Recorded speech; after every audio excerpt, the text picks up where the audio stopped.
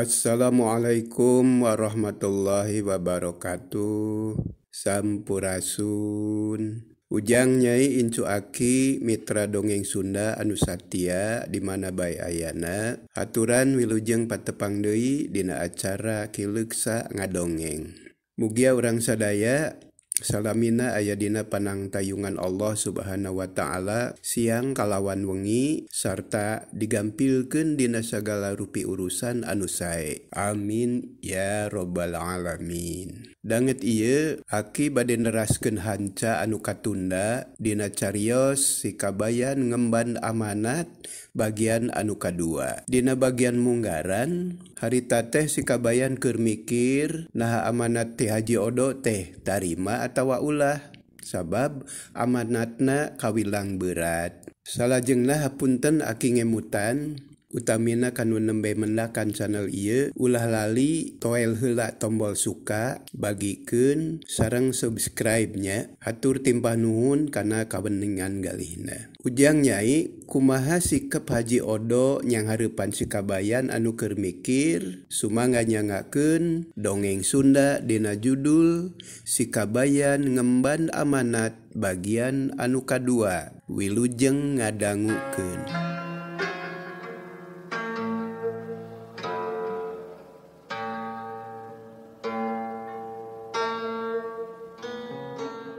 Kabayan, kukuring oge kaharti, memang lain pagawean enteng urus domba dina kaayan kieu mah. Sarerea oge ngamaklum da puguh keur hese jukut, tapi kuring teh bingung. Domba teh bibit unggul, hese neangan gantina. Lamun tumpur teh lebar, cik sugan aya milik sarerea. Kuring menta tulung, mi HP domba salila kuring nyaba ka Bogor. Cek Haji Odo panjang lebar ngadadarkeun kasusahna bakat ku hayang ditulung. Kumaha nya teng? Si kabayan ngareret ka pamajikanana. Hatena tetep bingung, teu wani nyanggupan bisi teu bisa ngajaga amanat. Ke Kang Kabayan, ulah rusuh teu puguh. Ari dombana sabaraha siki? Cek nyiteung. Tah nya sabaraha siki Pak Haji? Sajodo Kabayan, jalu hiji, bikang hiji. Temal Haji Odo bari nemongkeun 2 ramo leungeun katuhu. Jigana 2 mah kaurus Kang Kabayan, nyari teung satuju mah heug urang tarima. Barang ngadenge kitu Haji Odo kacida bungaheunana. Nyebut nuhun manis sababaraha kali terus cengkat rek balik heula nyokot domba. Ari si kabayan jeung pamajikanana carolohok kawas anu can kumpul lelembutan. Ari sabab acan ditaneskeun yen sanggup Bah Odo geus ngoloyong manten balik rek nyokot domba. Tekung silila Haji Odo geus datang deui dituturkeun ku tatanggana nungtun domba sadua-dua. Kabayan, tah masrahkeun domba, wayahna ingu kumaneh, engke mun kuring balik ti Bogor rek dicokot deui. Atuh engke lamun maneh hayang nengah nya hengkop moal dikoretkeun. Ayeuna mah piara we heula nya sabot kuring nyaba tea. Kitu ceuk Haji Odo minangka ngijabkeun pamaksudanana. Nyari percaya maka kuring mangga Pak Haji, temal si kabayan. Ih heueuh, apan tadi oge geus dipedar panjang lebar. Kuring mah percaya pisan ka maneh sakulawarga. Mun geus ditarima ku maneh kuring rek pamit. Sabab rek beberes bawaeun indit. Sumuhun mangga atuh Pak Haji ditampi. Geus kitu mah Haji Odo amitan. Malah make jeung ngajak sasalaman sagala. Beral mulang dijajabkeun ku paneuteup si kabayan jeung pamajikanana. Sanggeus Haji Odo jauh, si kabayan karek sadar ngeunaan kandangna. Teng, ieu domba kudu di mana nunda nanya. Heueuh, da meureun kudu di kandangan, dicangcang di luar mah bisi aya nu maling, mangkaning barang amanat. Kumaha tuh Kang Kabayan? Cek nyiteung kalah malik nanya. Ke, kumaha nya? Karek mikiran kandangna geus bingung ye. Kumaha marabanana nya? Tapi Kun iteng sahulaanan mah di kolong we. Jabat dikitu da kangaranan nyaba mah muasa endang enang meren. Sugan we Pak Haji teh 2 poe oge balik. Nya kajeun atuh. Tapi anger kudu dipager Kang. Urang palang we ku awi. Da boga keneh sesa pager. Gancangna carita. Si Kabayan jeung Nyi Iteung gembleng hatena. Miara domba kalayan sabar. Menang 2 poe mah karasa keneh ngarumasna. Tapi kadituna mah asa geus biasa we. Ngingu domba teh geus dianggap kewajiban hirupna. Dina tarekah ngayakeun parab teu lalawora. Estuning suhud dipigawe kalayan ikhlas. Boh si Kabayan, boh Nyi Iteung, sarua soson-sosonna. Kalan-kalan sok bingung keneh mikiran jang parab domba, jeung tibatan dahareun maranehna. Nu kapikir teh sok sieun barang amanat ruksak, bisi katempuhan, sarta nguciwakeun kanu boganna. Pangalaman lamsijan anu kungsi bingung maraban domba, karandapan ku si Kabayan. Dina hiji mangsa hese neangan jukut. Atuh kapaksa tangkal cau dipake parab. Tapi kulantaran inget karena karugian silam sijan. Si Kabayan mah mutar utek mikiran carana sangkan domba henteu kabebeng. Kang Kabayan, kade bisi kawa silam sijan? Cek Nyi Iteung ngelingan. Heueuh, ieu oge keur mikir. Kumaha carana sangkan domba henteu kabebeng. Tapi lamun teu diparaban bisi paeh deui. Jiga namun dicacag heula mah moal matakna naon nya teung. Tema si Kabayan bari mencrong ka domba anu kerting berele cirining lapar. Tah heueuh, cacag we sing lemut. Ke kuring rek nyokot bedogna. Nyi Iteung ngojengkang ka pawon. Tekung silila geus balik deui bari ngajingjing bedog. Salaki jeung pamajikan sarua suhudna. Saban poe estuning soson-soson miara domba amanat. Tadi namah teu kasawang rek bisa miara, tapi geus dilakonan mah sanajan berat oge teu burung kapigawe. Da puguh disanghareupan kalawan ikhlas. Teu ieuh ngarasa berat, komo aral subaha mah dipahing pisan. Sabab ngingetkeunana domba teh barang amanat anu kudu dijaga sakumaha mistina. Tina kusuhud miara domba, si Kabayan jeung Nyi Iteung nepi ka teu sadar kana nyerelekna waktu.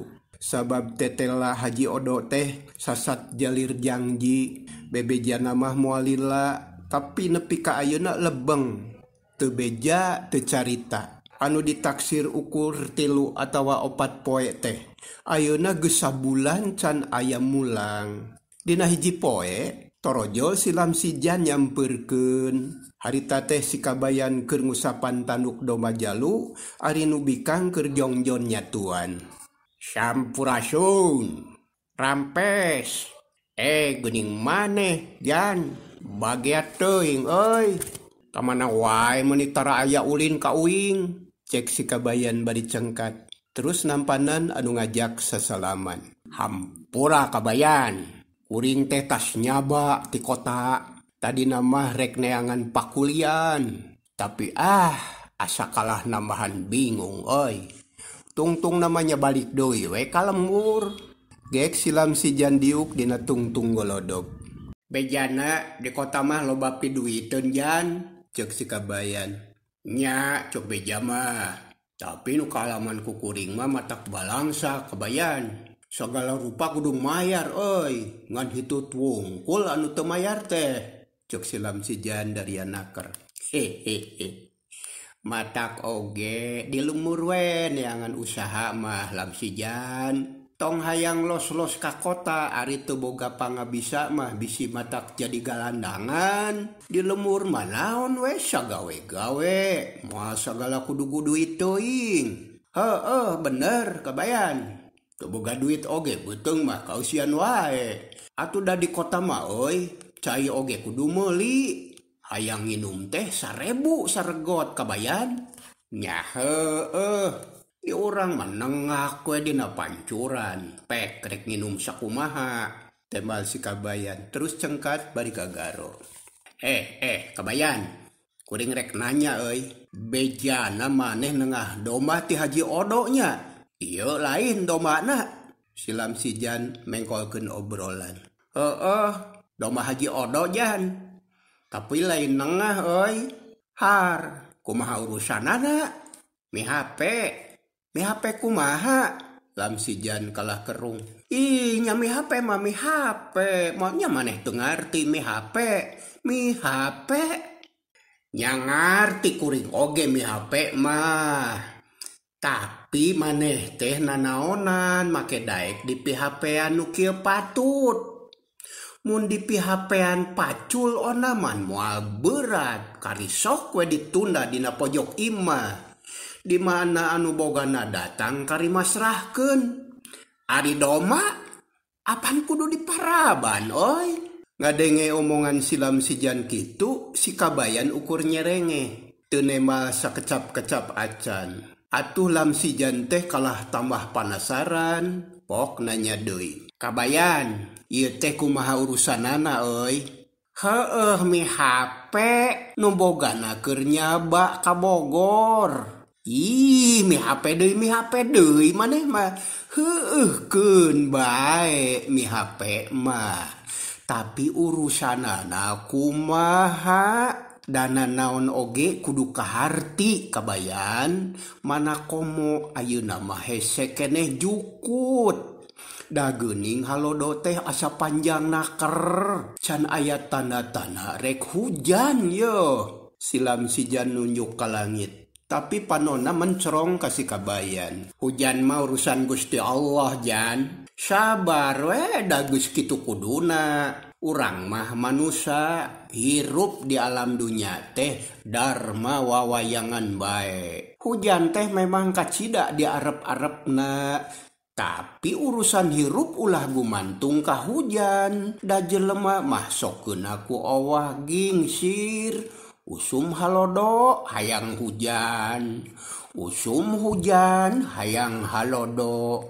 Ayeuna mah mangpaatkeun we nu aya. Anu penting ikhtiar bari nungguan welas asihna Gusti Allah.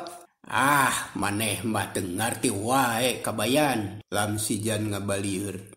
Hatena rada keheul ka si Kabayan. Padahal cek pikirna mah nyaah rek ngelingan kanu jadi sobat. Ari kitu kumaha maksud maneh Jan? Kieu Kabayan. Tong dadae kanan teuing atuh. Haji Odo mah ngan hayang ngeunahna wungkul sia. Hayang untung mung rugi. Pan geus kaalaman ku kuring atuh. Moalnya teu ngarti kana omongan kuring. Basa nyaritakeun karurugian gara-gara doma kabebeng.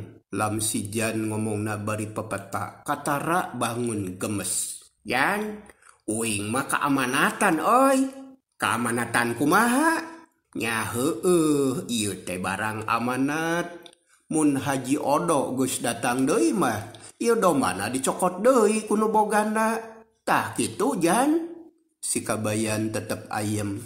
Geus sabaraha poe Kabayan? Nya aya sabulan mah meureun. Jangjina mah moal lila cenah. Tah ieu anu kudu dipikiran ku maneh teh Kabayan. Moalnya maneh teh rek miara doma amanat saumur-umur. Bari kaayaan maneh batan sakieu. Boga kadaek tanaga jeung pikiran mah. Gunakeun keur usaha ngarah nyiiteung kabeuli samping weuteung. Maneh mah kalangah dielingan teh. Nyaho rek balik kuring mah jangar ye hulu. Ngomongna kitu teh bari cengkat terus ngaleos teu amitan acan. Ari maneh Lam si Jan tara puguh nanaon teh. Cek si Kabayan. Teu karasa waktu teh terus nyerelek. Panon poe geus surup ti sisi lembur kadenge sora tongeret reang. Hawar-hawar sora sapi disarada ti kajauhan. Si Kabayan cengkat terus ngajewang anduk tina pamoean leos kacai rek mandi bari sakalian abdas. Tekung si lila ngong sora adan magrib. Si Kabayan teu tinggalun milu salat berjamaah. Gancangna carita. Rai poe teh gunta gantina mangsa teh henteu karasa. ganti poe jebul minggu, tutup minggu datang bulan. Usum halodo geus kaselang ku usum miji, tatangkalan harurip deui, dang daunan hejo ngemploh, jukut neba di mana-mana. Ari sikabayan jeung Nyi Iteung rumah tanggana ayem tentrem. Tisaprak ngingu domba anu haji odo tea, tara malikiran pilampaheun, sabab kabang balerkeun ku miara domba. Soal rejeki memang henteu bro-broan, tapi saban poe nyirik celik saeutik-saeutik jalan mah ti mana bae tara kapikir ti anggalna.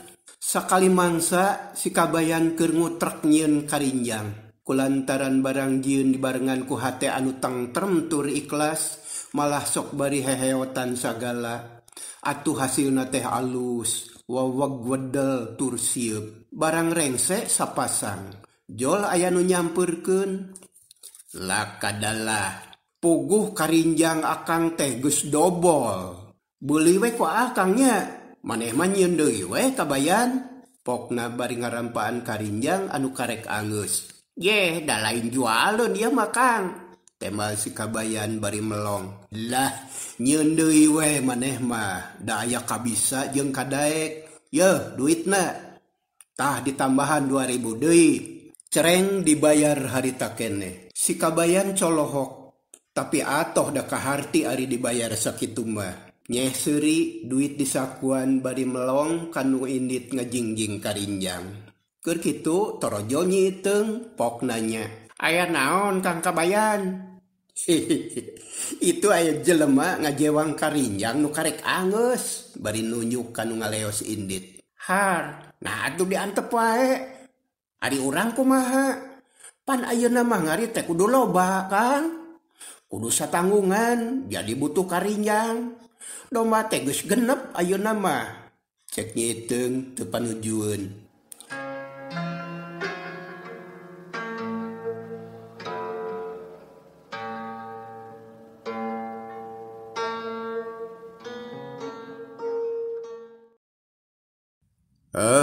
Ujang Nyai waktosna parantos seep. Kumaha sikap si kabayan saterasna, nahare kapangaruhan ku omongan silam sijan atawa tetep pangkuh dina pamadeganana. Antos waleranana dina carios si kabayan ngemban amanat bagian anu katilu. Kanggo dinten ieu sakitu heula nya permios cag.